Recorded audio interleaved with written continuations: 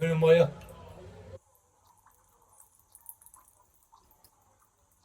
ايه يا عم الغطا زي ما هو اهو، الغطا اهو. ايه يا عم انت عبيط يا عم ولا ايه يا عم؟